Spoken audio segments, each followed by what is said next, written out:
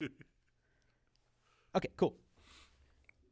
Just had a couple little speed bumps there. They happen. Technology. You never know what wire is going to go out, what camera is going to shut down, or what light fixture is going to fall. You never know. So it's just part of the game. John, thanks for being here on the Now You Know podcast, episode 3. For the listeners and viewers, sometimes there's several takes that happen that people won't talk about or things that'll occur, and we're just having fun with it, and it's a good time. And I want to get into this episode and talk about what you do, John. I had the pleasure of talking to you before the podcast, but I also saw you in the venue here that's connected to our business live, and you presented, and that's when I was like, wow, I really like what this guy's saying. I like what I'm hearing. That translated to me following stuff you were doing on social media. You have a group. You're always posting stuff that's very informative and talks about leadership and coaching and professional development and personal development is something that you do, and you've been doing it for about 16 years. Yes. And I want you to go ahead and share with the viewers and listeners a little more about yourself and what you got going on. Yeah, so I've been, as you said, I look back, it's hard to believe it's been 16 years, but I've been in the personal professional development for about 16 years industry, and it's something I just enjoy. It's something that resonates, and I know throughout my life I've had so many positive role models and mentors. One of the biggest influences in my life has been Tony Robbins. I've started following Tony back in the early 90s, and have had an opportunity to go through some of Tony's trainings, and became a Robbins-Madanes certified coach, and I just feel like there have been people, whether it's Jim Rohn, whether it's Brian Tracy, whether it's John Maxwell. There's so many people out there that have just been very influential on my journey. People that maybe some people haven't heard of, people like Byron Katie or Dean Graziosi he lives up in the Phoenix area. But these are people that just resonate with me. And one of the things I've learned over the years is that wherever we go, if we're paying attention, if we're really listening, we're going to pick up something from every single person that we interact with. Yeah. And sometimes those things are not favorable, but most of the time they are. And you can learn something from everybody. Everybody has a journey. Everybody's, on their own journey. And with that, there's no one way to get it right. And yeah. I hear people all the time go, well, what's the magic bullet? Well, there isn't a magic bullet. It's finding what works for you and finding what's true to you authentically inside. That's your truth, and then you kind of build from there on that. Yeah. That's my belief and philosophy on that. Yeah, I think it's often that I'll talk to people, and people have come to me for advice and looking for ways to grow, and it's often that people seem to want the quickest result with the least amount of friction. Sure. And I think you would probably agree that that's just not how it works, right? Right. Yeah, but I like that word friction, because I think by nature most people aren't conflict habituated, right? They don't go out and seek conflict. You have those people that do. They just like to fight. They like to argue. But after a while, I recently had an interaction with somebody who really, they just wanted to fight. They wanted to argue, and I didn't give any back. It's like the campfire. If you don't throw any more wood on, it dies out, and we all go to bed, right? Yeah. So, but yeah, you have those kind of people. But I think overall, most people, they're not looking for a fight. I think they're looking for answers. Right? Yeah. They're looking for, I have this thing going on in my life, whatever that thing looks like. It's different for everybody, but I have this thing going on in my life, and I really don't understand it. I don't understand why I do what I do, and so they'll hire somebody like myself. And my job really is to be a guide. My job isn't to tell you, well, if you do this and you do this and you do that, then it'll all be better, because I really don't know. Yeah. And as a coach, I'm a guide, and I'm an objective set of eyes asking questions. One of the things I do is I just ask a lot of questions, and with questions come answers. And 9 times out of 10, if not 10 times out of 10, people will come to their own conclusions. They just will reach their own conclusion. Yeah. That's why that keeps happening. Okay, I got it. And now once they come to their own conclusions, then it's a matter of making suggestions, such as, well, I would encourage you to consider doing this, this, and this, and let's talk in a week and see how that went for you, that type of thing. So that's a typical coaching session for me. is I'm asking a lot of questions, and then I'm putting a couple assignments out there. Go try this and see what happens, and then we'll get back and talk about it next week. So yeah, you brought up a good point, and it's something I've seen in doing a little bit of the coaching that I've done. I can't say that I'm anywhere at your level or anything because I'm actually learning from you. We all learn from each other. Yeah, that's I'm true. going to learn from you today. Yeah, well, that's great. Yeah, that's a good way of looking at it. Yeah, it's true. Learn from you today. Yeah, for sure. And you said something about you don't tell them what to go do. Like, you don't give them, like, a straight answer. You don't just go, hey, go do this, right? Mm-mm. And why is that?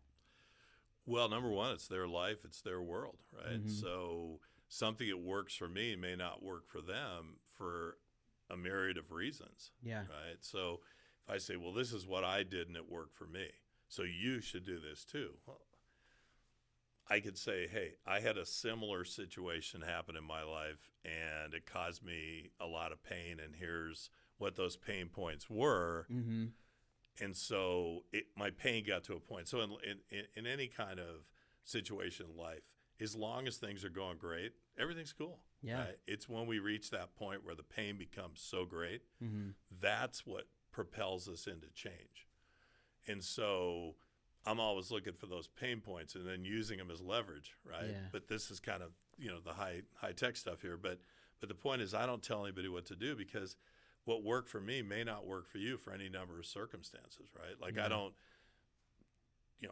advise people on how to parent their children because those are their children. They have their own family beliefs. They have their own. What worked for me may not work for you. Yeah. So what I try to do is find out, get the dynamics. I work with dynamics and find out, what is it that's really going on and how can we kind of work together, collaborate together to figure out a solution that might work for you. That's kind of a long answer, but yeah, no, it's reality. Yeah. I mean, if I've experienced it myself, I'm a new father. My daughter is only 8. She just turned 8 months. Congratulations. Sunday. That's awesome. Thanks. But it's crazy the amount of I guess I would say backseat parenting you get. Right? Yeah, you know what I mean? Yeah. And it's like, well, you should do this, you should do that. The word should is used very often. Yeah. And it's really hard to connect when you have people doing that. You know, sometimes it's your own family, it's your friends. I understand they all mean well, and I love all of them. Right. It's just, I don't like to do what you're like. I don't like to go and tell people you should do this. This is the only way. Yeah. Right. Let's look at the options here. There's a lot of ways. You know, you've heard the term, 100 ways to skin a cat, right? Or to approach this. So I think having that same outlook when you're being a leader or coaching is an ultimate necessity. Yeah.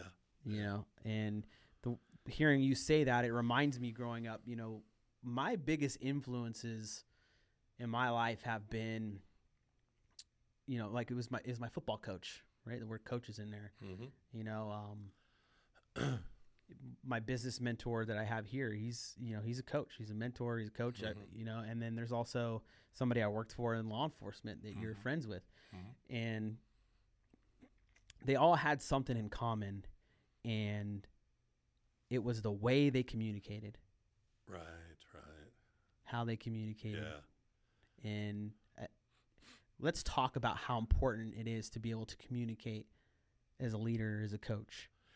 Yeah, I mean, communication's everything, right? Mm-hmm. So how we communicate it really dictates, you know, our life experience to some degree. I mean, you have let's talk about football coaches. You have the coaches that were, well, we see it all the time. We have the coaches racing the sidelines. He's throwing his clipboard. He's pointing fingers in the chests of his players. And what happens more often than not, if you really watch those situations, is the players roll their eyes. They start to turn the other way. Then you have those coaches that walk the sidelines. They come up. They put their hand on the players' shoulder pads. They explain some things they're teaching, and you can watch right there the reaction of the player. The player's engaged.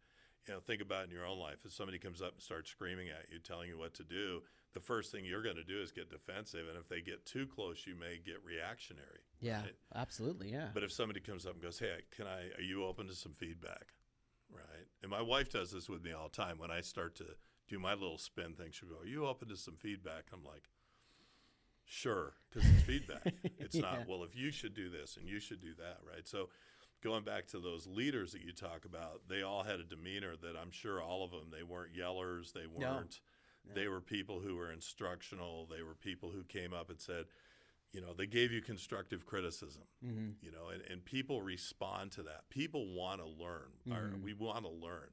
We don't want to be berated. We don't want people to make us feel less than. And I think a lot of leaders do that. Yeah. People, I'm not even going to call them leaders. I'm saying people that are in, quote, titled leadership positions, they do that. They use intimidation.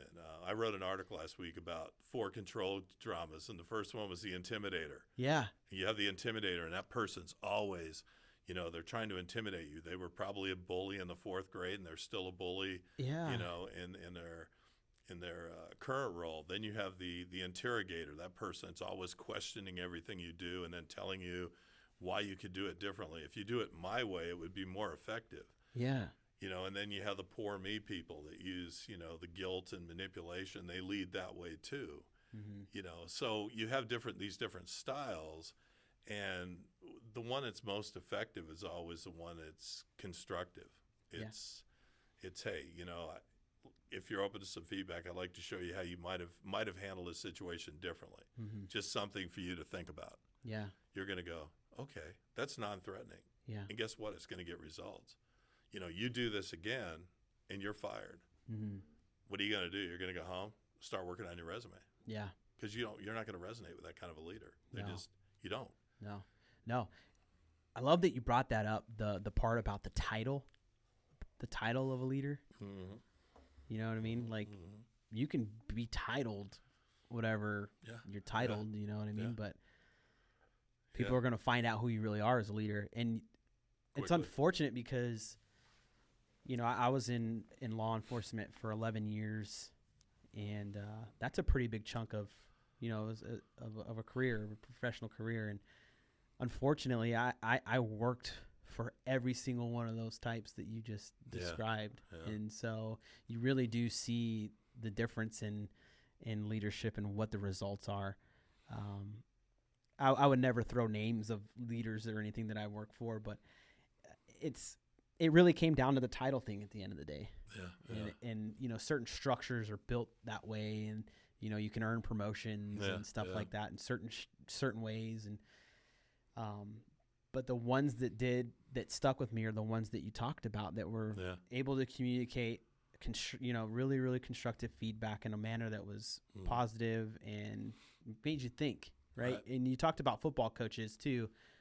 If you watch an Alabama game, and if you really watch Nick Saban do his thing, I feel like he is a prime example of what you're talking about as far as the constructive. Exactly. I've seen him get kind of upset, but most times it's with the officiating crew.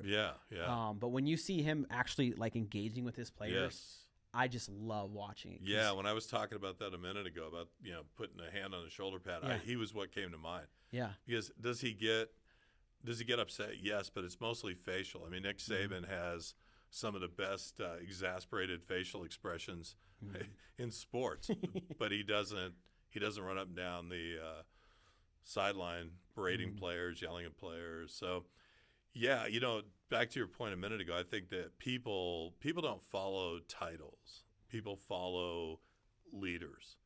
And leadership is really a way of being, right? You just know when you're in the presence of a leader. Somebody steps up into their power and says, I'm going to lead. And the mark of a leader is how many people step up and follow, right? Yeah.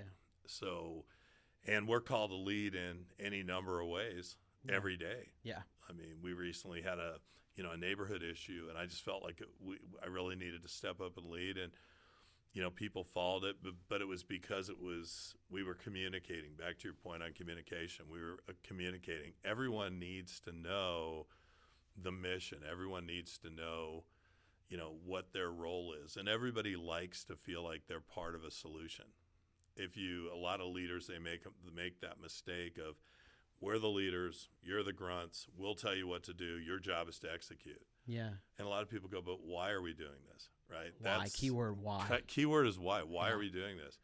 because I said so. That's not a good answer. Why are we doing this? Because we feel that if we go down this direction, it's going to allow us to, cut expenses over here, which is going to allow us to pay more people to come in and whatever that looks like. I'm just throwing out a random example, but people want to know why.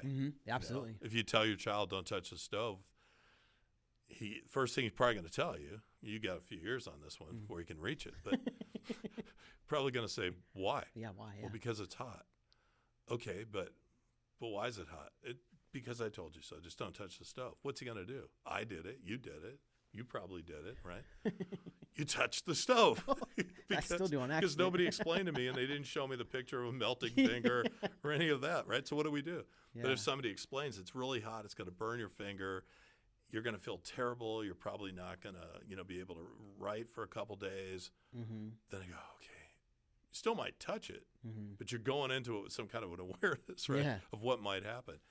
And leadership is tricky because there's so many different formulas, and I think at the end of the day, you're a leader if people follow you. Yeah. You're a leader if people go, yeah, I trust what this person's saying. And, I trust that they have my best interests and they have my back. That's another big one. Yeah.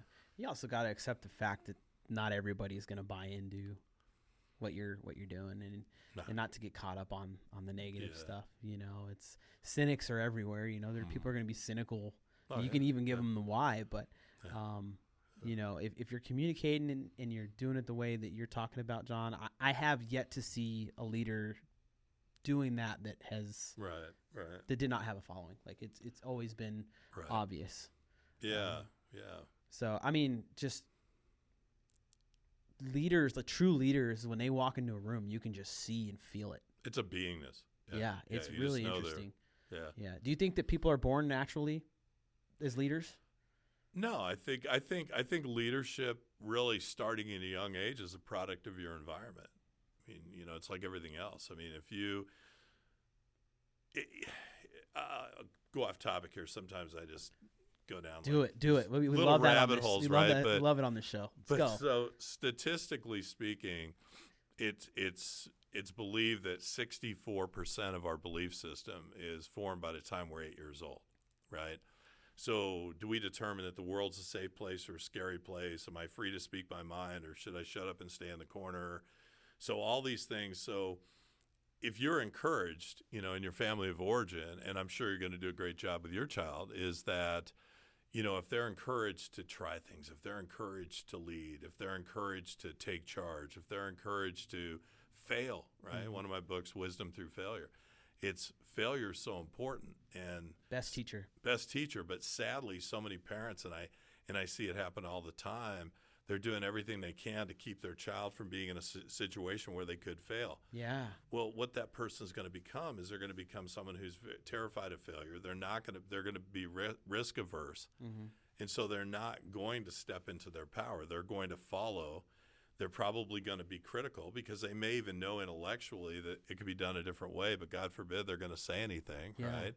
So I think it all starts. I mean, I think leaders are a product of their environment, and I know people who have had opportunities. They've done, great things, and they've gone through the ranks in the military, but in the end, something took them out of their game. They forgot those lessons. They forgot to lead, and they did something wrong, or they did something criminal.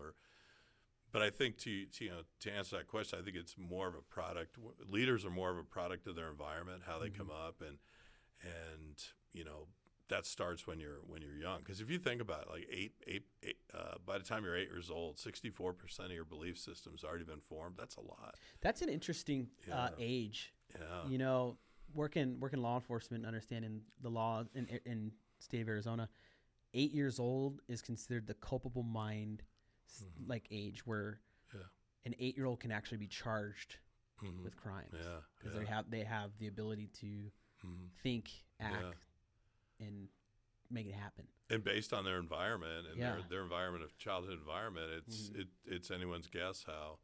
If you grew up in a home where violence, I talk about this in one of my books. If you grew up in a home where dad knocks mom down repeatedly, and nothing ever happens, then the son is going to think that's the way you handle Yeah. you handle disagreements in your house. On the other hand, if dad knocks mom down, she calls the police haul dad off in handcuffs. The son has a reference point now of, violence against women is not going to be tolerated. There's a price you pay, there's consequences, and those consequences aren't good, right? Yeah, it really reinforces the importance of those early years and what goes on around them. Right. Like, if you think that they're not watching or listening, they are. They're like sponges. They are.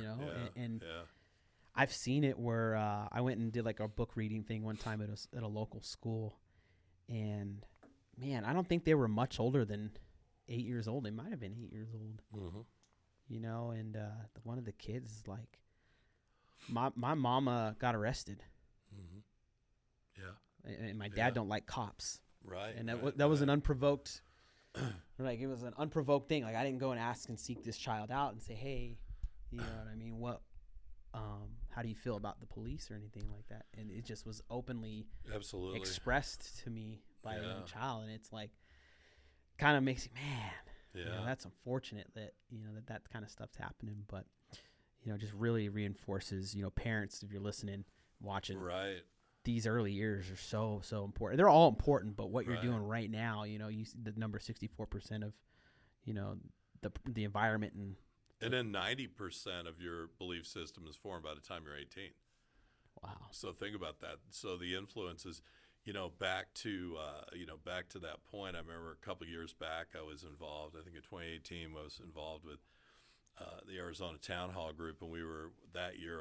Our topic was criminal justice reform, and I remember going out and sitting in on a lot of different listening sessions and taking part in facilitating town halls around the state, and we heard that all the time, that the biggest challenges the schools have, and they bring in the school resource officers or the police come on, and immediately the kids are just like shut off. Yeah, they shut off. It's like, that person's bad, we can't have that.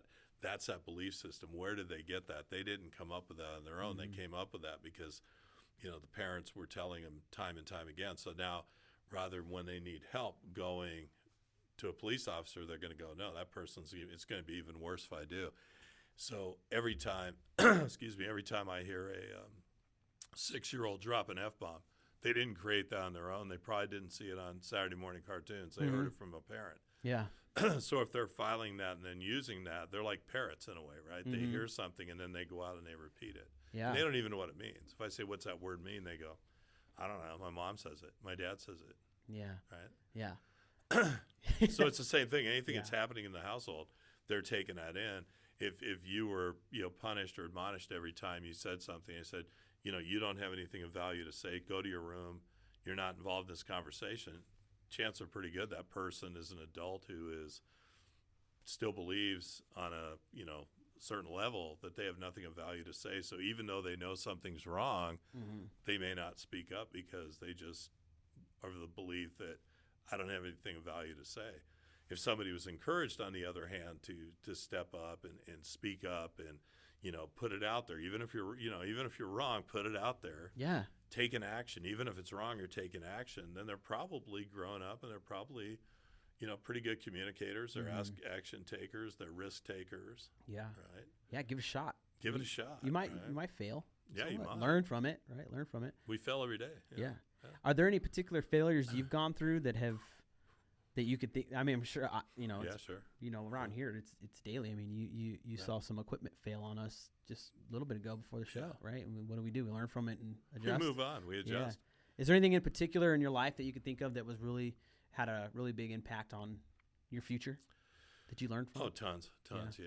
I mean, I think that I don't often go into my personal story. I used to not at all, but I grew up in a home where my mom had significant mental health challenges, and to no fault of her own. She grew up in a very abusive home as a child, and by the time she was 8 years old, she was watching, her mom do horrific things to pets as punishment to her, and different things that I learned later in life. But I think that, that was one of the things that I really kind of took away from that, and I think that's part of my compassion today is I grew up, like I said, I remember, and I talked about in one of my books that, seeing my mom, running through the street at 2:00 in the morning in a nightgown through a blizzard in Colorado, screaming her head off.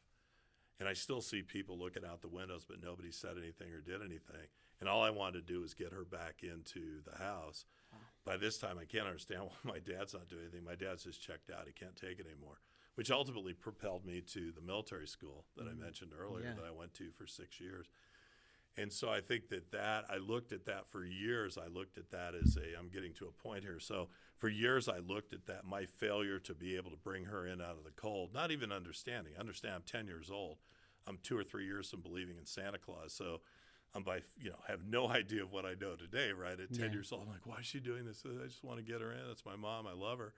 And so what that did, though, is it propelled me through a series of relationships where I was going through my life, and I would meet someone and I'd really, like them. But after a while, it would kind of wear off because I would realize I can't help this person. So the attraction initially was, it was like that, oops, I married my mom, or oops, I married my dad. Yeah. Because I'm trying to help. I'm trying to fix them. I would say, okay, this person has an issue and maybe I can fix them. And so eventually after, a series of failed relationships and a couple of marriages, I finally understood that. I was in my early 40s probably when I really understood that, I'm having these perceived failures, these relationship failures and other failures. I found myself having a difficult time being around people. By nature, I'm an introvert.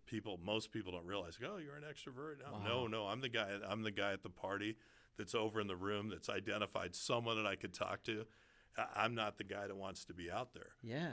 And so, but I take all of that from that experience. And so finally I realized, that this was my pattern. These were my relationship failures, if you will, and where they came from. And I think that a lot of times we go through life and we keep doing the same stuff over and over, but we don't understand why. Yeah. And for me, I would just simply be attracted or find somebody. I would be drawn to somebody who, nice person. We had a connection, but it was somebody I go, okay, if I could just help this person, then I'll, I was putting that person in the place of my mom who I couldn't help.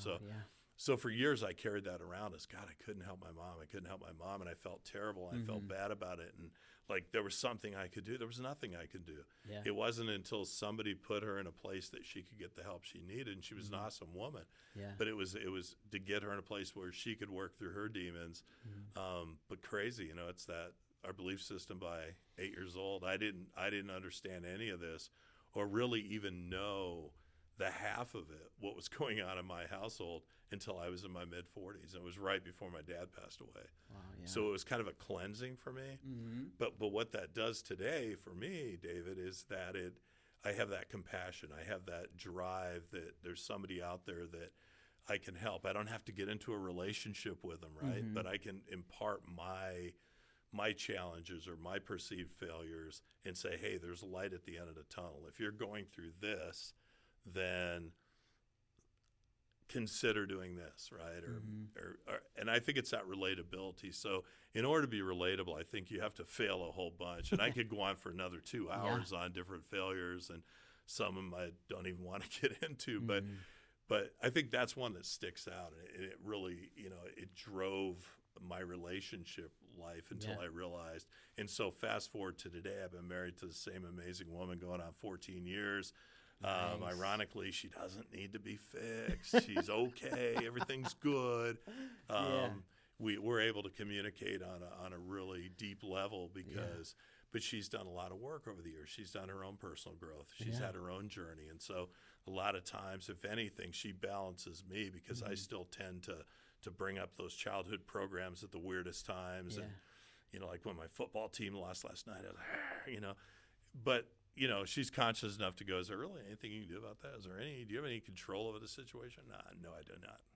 But if they hired me as coach, Yeah. So that's kind of a long answer, but that's a specific, my perceived failure of not being able to save my mom from her demons propelled me to try to find people, because that's what we do. If we had if we're a woman, for example, and I coach this quite a bit, is, a lot of women will have a dad that was like a workaholic, a great provider, workaholic. Yeah. But she got, they got the person's attention every Saturday afternoon from 12 to 3, right? Yeah. And so what do they do a lot of times? They're drawn to people just like their dad that were these, workaholic, highly driven individuals. And then what do they try to do? They try to turn them into more of a balanced homebody type individual. It does not work. It never works. Yeah. Yeah. Right. And so we both, male, men and women both do this. And so we find things that we really in our lives felt that we were out of control, and we want to somehow make that work. It's our whole psyche is just kind of weird if you really it really is. I don't think there's a person listening or watching that would go, oh yeah, I never experienced that. No, you have. I mean, you I had a conversation with my wife last night about something like this and things, and I'll get a little personal. I had a hard time with showing compassion for most of my life. Fair enough, for things going on with other people, and it wasn't on purpose or anything. It's just kind of how I saw the world growing up younger and stuff, right? So I always talk with her, and she's always like, I work on it every day. I feel like I've made huge strides since recognizing it, but it will still come up, and I'll see it, and I'll be like, hey, hold up, David. Go address this differently, right? And thankfully I've gotten to the point now where I can do it for the most part before I say anything. Because you're managing it. You're not letting it manage you. Yeah, exactly. See, that's the key. The minute the minute it comes up, you stop and go, oh God, here I go again. Where can I be more compassionate in this situation? Yeah. And that's how you manage it. But what happens is even those that think they're 100% healed, they got it all figured out. I love this because I'll have people going, yeah, I've got my programs pretty much under control and everything. And I'll go, okay. Within 30 seconds, I do this it's that. I know where you're going to little devil thing. And I'll trigger them. And I'll have somebody spinning, yelling. I've had people hang up on me. Oh, man. So I'll text them. Thought you said you had your programs under control. Because we all do it. I do it. I sit there, my thing is patience, right? Yeah. So I'm on patience. Every year it's patience. I'm going to become more patient, right? And it lasts for 10 minutes, and then I'm impatient again. Why can't this get done? Why does it take so long to get an email return? Why does this? Yeah. That's my trigger, I think, patience. Yeah. And I'm working on it all the time. And I doubt I'm ever really going to get patient. I just try to manage it better. I just, I'll give them 15 minutes instead of 11. Yeah. Right. So it's just being aware, right? When that comes up and you find yourself not being compassionate, you go, okay, whoa, what's going on here? And what can I do now to change that? What can I do to just flip the script, right? Yeah. But it's hard. I think that's the one thing. It's like I have people, all the time, hey, you're a coach and you got to figure it out. And people go, yeah, you've really helped me. And I always feel good. But then I have people go, God, that guy's messed up my life. I mean, I think he's an idiot. He doesn't know what he's talking about. He doesn't even have a formula, right? Everyone has a formula that they follow. No, not really. Yeah. But for the most part, I think it's just, I try to do the best I can. I try to, really tap into the fact that for myself, but I share with clients all the time that we're human. And none of us is ever going to be a master of self. Yeah. We're going to be good in some areas. We're going to suck in some areas. We're going to be in the middle. But I tell people all the time, if you can just strive to get it right in any area of your life, 80% of the time, you're doing great. Because 20%, the other 20%, there are going to be things that are out of your control. Yeah. Things are just going to happen that you're going to trigger on. You may catch yourself, and that's the key. And then there's going to be 10 things, just things that are random, right? Yeah. Like we can have the best intentions of completing this interview today, but if out of the sky a lightning bolt hits a transformer out there and we hear a big bang, this show's over. Yep. We get to start over. Yeah. Right? Now, we had the best intentions of getting through this, right? It's the truth, yeah. And it comes down to what you were talking about earlier. We had a couple equipment things here. It happens. It's part of it. It's just part of the experience. Yeah. And so many people just take failure so personally. They take all this personally. I do it. I'm guilty of it. Yeah. Everybody's guilty of it. We all take things personally, but it's never really that personal. It's what goes on between this 6 to 8 inches up here is pretty impactful, Yeah. for our lives. Oh man, how many books you got written total? 3. 3? Yeah, I got 3. Working on a 4th. This is the one that I'm working on here. This one's really deeply personal, right? So it's really about it's my childhood, and it's done in more of a poetry form, and Nice. so I've been resisting it for years. My wife's going, "This is the year," right? And I'm like, "Yeah, but it's really personal." And she goes, "My gosh, you pretty much put your life out there, you know." Yeah. And I have it. So I think this. I don't even think this is the year I'm going to commit to getting that done. It's going to be called Scenes from the Street, and it's just really about my just my life, and I put it into a different form, and then I have my first book is called Wisdom Through Failure: Guiding Principles for Life and Business. Second one was called Knowing Shit from Shinola, because when we all grew up. I mean, when I did in my generation, the people would say, "Oh, you don't know shit from Shinola," right? And I thought, well, but now I kind of do. So I wrote that book, and it was kind of fun. And I have a friend of mine out in Los Angeles, a guy named Stan Holden. He's a great artist. He's done a lot of movie posters, and he's got a couple great books out. But he does all my cover art, and it's fabulous. Nice. And then the last one was Dogs Don't Chase Parked Cars, and the premise behind that is, if I say this, I can hopefully your audience can handle this, but if you ever look at a dog's chases cars, right? Mm-hmm. But if a car is just sitting there, what does it do? It always walks up and pisses on the tire. So the point behind that is, if you're moving, they're going to be. You want dogs chasing you. You want people chasing you. If you're just sitting there doing nothing, they're going to piss on your tire, and that's true in life as well. So that is. Now I'm envisioning, a car, a nice car. Yeah, They're you want the dogs out. chasing you down the street, because that means you're going, you're moving. And if you don't have dogs, chasing you down the street, you're not driving fast enough, right? Yeah, that's awesome. So I try to tie all the daily pieces in there to those kind of, and I always inject a lot of my life story and just things that I've learned along the way. And yeah. So where can people get those books? They can go to my website.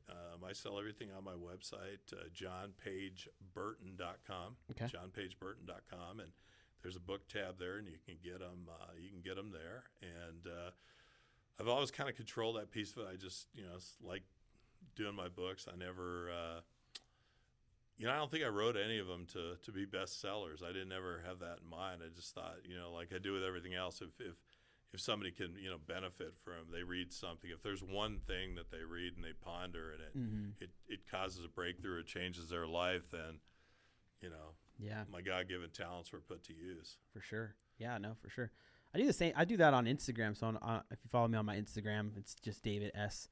I often try to post just little blurbs of different pieces of leadership information I've gotten from John Maxwell, the 21 Irrefutable Laws of Leadership. Yeah, stuff great book. That I've seen great come book. out from you, the author Rich Dad Poor Dad, and now I'm into the compound effect and working through that book. So I try to put those out, and I'll see people, they'll take those and run with it, and they'll see them getting shared, and it's like that little sentence right there. Right. You never know when you're going to make an impact, right? Yeah. And that's all of us. Everybody has an opportunity to make an impact. So why not? Yeah. Do it. Take 5 seconds of your day to. I just ate the mic right there. Sorry about that. Bam. But no, take a couple seconds of your day to throw some positive information out to people. Well, and everybody can be an agent of change. That's the whole thing. You don't have to be a professional coach, or you don't have to be a therapist, or you don't have to be a teacher. Every single one of us has an opportunity to make an impact on somebody's life. It could be the simplest thing. I mean, my wife, again, is amazing at this stuff. I mean, she'll see, I'll be looking around, where is she? And she's identified an elderly person in the parking lot, and she's over there helping them load their groceries in their car. And I'm like, where'd she go? Incredible. Come on, we're in a hurry. It's always a game. Game's in 10 minutes. We gotta go. But she's great at that. She just spots that. And so from her, she teaches me all the time. I mean, my wife doesn't know this. She'll probably see this, and she'll go, really? That's cool. But she does all the time. I watch how she is as a leader. It's not, going back to what we talked about a while back, she's an amazing leader, but she's a leader who doesn't really subscribe to titles. She just leads. She leads from within. She's a great leader herself, and she sets an example. And, all the time, friends of ours will say, God, she just carries herself so well. And you just know when she walks in the room that she's someone that's credible, someone that has integrity. That's how you want to be known. You don't want to be known as a person, there they are again. Yeah. That's backstabbing Betty. She's nailed everyone that's in front of her so far. You're next, right? You don't want that. Yeah. That's not leadership. That's terrorism, right? So good way to put it. Yes. Right. But my wife's a great example, and I learn from her all the time. Her example, because I watch how she genuinely rolls, and I see that happen all the time. Wow. Lucky man. Where'd she go? Oh, she's over there loading groceries. So now what do? Hey, hold the cart. I'm going to get it this time. So I'm trucking over there. But yeah. So we all have an opportunity to lead. We all have an opportunity to make an impact. It's just, again, it's choices. Do we choose to do that? Yeah. Choices. It's all choices. Everything in life's choice. Everything. So you I'm going to get a little off to the side here. You mentioned football. Your football team last time. What was your football team? Well, I grew up a Denver Bronco fan, and so my parents always had season tickets. Okay, so yeah. I grew up, through the terrible teams, through the first Super Bowl in '77. Now I'm dating myself. And then the Elway years, and then ever since then it's been a little sketchy. We had the Peyton deal one year, but being out here in Arizona, I'm a Cardinal guy too. I mean, I think that everybody seems to have like the Cardinals are your backup or something, but I like the Cardinals too. And I mean, what a collapse, right? These guys. That was some of the worst football I have seen. In the last 5 weeks, it's just steadily gone downhill. So, but my wife is a big Green Bay fan, right? So we've got the next game coming up. Yeah, so we got Saturday night. So I just roll right on over. I'm a Green Bay fan. All right, let's go. I got 3 dogs, and one of them's getting in this darn game, right? So. Yeah, my wife's a Cardinals fan, and I'm like, how cool would it be if our teams were both in the Super Bowl? Because I'm a Tennessee Titans fan. So there you go. Well, it was Houston Oilers back in the day, and then they moved to Tennessee. Yeah. But I remember we've had some rough years. Earl Campbell was something else. Warren Moon, Eddie George, Steve McNair. Yeah. It's exciting for us right now. Getting Derrick Henry back right in the playoffs. Number 1 seed secured. That blew my mind. Yeah. There was some times where I was watching, I was like, man, I don't know if we're gonna do anything. But I just wanted to see what your team was. And sports is good. It brings people together. People. Yeah, sports. So I had a pastor here on one of the episodes the last season, and he was talking about the importance of sports culture because it teaches you so much, especially with failure. For sure. Right. He's like, you got to be. One of the things he said that I really liked and took was. He's like, you got to be able to be good at dealing with winning and losing. Yeah. Some people hate to lose. Yeah. They really do. Yeah. And it's easy to get upset when you lose and all that stuff. But I remember, like I was talking about my football coach, even when we lost, I loved going to film the next day. Yeah. Because there is nothing you can do to avoid getting put on Front Street that next day. Right. And so when I messed up, I knew that was coming. Like, I remember that play. That everybody's gonna see that. But it was also an opportunity for everybody else to see what they were doing wrong. Yeah. And I loved it because I was like, oh, great, I'm not gonna do that next time. And it would literally make a difference in the next week, like next week of practice. And you would see the different people and their the choices they make. Like, oh well, I don't really care. I saw it, and then you see them doing it next week in practice, and it's like. Oh, okay. I use sports analogies a lot of times in coaching, and one I use, it comes up thinking about this right now is, so how many times you watch a lot of football on any given Saturday? If you watch college, you watch pros, you could potentially watch, probably 100 games or something. But how many plays do they start at the 20, handoff, goes for a touchdown, all the way, takes off, goes for a touchdown, once in a while, once in a great while. Yeah. And that's because on any given play, somebody makes a mistake. Well, every single play in football is designed to score. It's designed to score. And so that means on every single play, there's going to be a breakdown. Somebody's going to miss a block. Or the other team is just going to simply make a better play. And so when we use that analogy, it's true in life too. If you and I sit down and go, okay, we just had a great idea for a new app, right? And then everything just went perfectly well, and then we're going, we'll do this interview. Why don't we fly your plane? You want to fly your plane or my plane, over to do the next interview? It doesn't work that way, right? You have to pay the price. I mean, I have a good friend of mine played 5 years in the NFL. Yeah. Buffalo, Seattle, played down here at the U of A, and it's the game is 60 minutes, but it's not even really 60 minutes. In actual going after it, you're probably got about 25 invested in the game itself, correct? Yeah.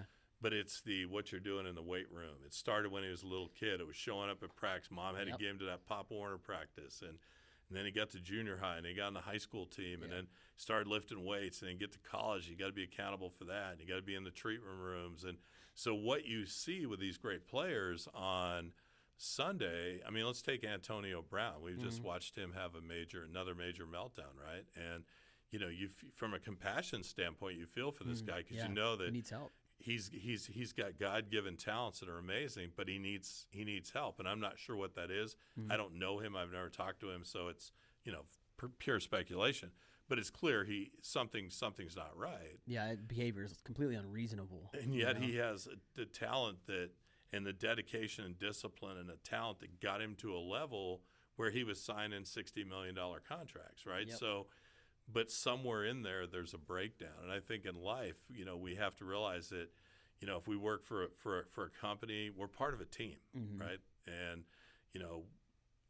we all have a responsibility. We all have something to execute here today. You have a technician over here, and her job is really to execute and make sure that you and I are staying on track. And, my job is to, try to be prepared for the interview the best I can. You're thinking about some questions, but we're all a team right now. Yeah. And when this comes out, hopefully it's really good and it's really impactful, to your audience. But we all have a job to do. If any one of us doesn't do it, production's over. Yep. Right? And so I think a lot of times sports analogies are good because every play is designed to score a touchdown. But we're humans. Yep. And we miss blocks and we hold, and somebody else just blows right through us because they're super exuberant in that moment. We saw that a lot last night, right? So I mean, I think that a lot of people out there maybe don't think that way, but I always do because sports and life they're really intertwined. Yeah, they really are. And I think it's great for kids to be in sports. I just think that you go back to coaching. Some of the most impactful people that had the biggest impact on my life were coaches. Ditto. Yeah. Like I was a theater major, right? So I remember I had a theater teacher who he just had an impact on me because he just taught me a lot about life. Yeah. Yeah. It was more than acting, it was life. Yeah. Man, so much good stuff today. This was awesome. Cool. Yeah, I've enjoyed it. I really thank you for being here and thanks for having me. Sharing this stuff with people. Yeah, appreciate you. Thank you. Hey, before we bounce out of here, how do people connect with you? Yeah, just go to my website, johnpageburton.com, and JohnPageBurton.com, and all my info's up there, contact info, a little bit about what I do, a lot of testimonials, some people I've worked with, and that's it. Yeah. That's how you do it. Yeah. Well, it's been great. It's been a pleasure. I'm going to mention some sponsors for this episode. This episode is sponsored by Copper Creek Cookies. Get your customized logo cookies when you can. Fresh catering. Also, you've got meals. You can get some catering done. And we want to mention our company, Live the Dream Media, LTD Media. If you're interested in being on this podcast program like John was, just reach out to us and we'll get you booked. Other than that, we just want to say thank you for being a listener and a viewer, and go to John's website.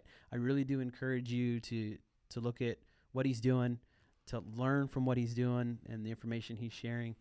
Very, very valuable resource that's here for all of us. And I encourage you to use your time in your day to make a positive impact because everybody needs it. So thank you very much, John. Thanks take care, for having man. me. Appreciate it.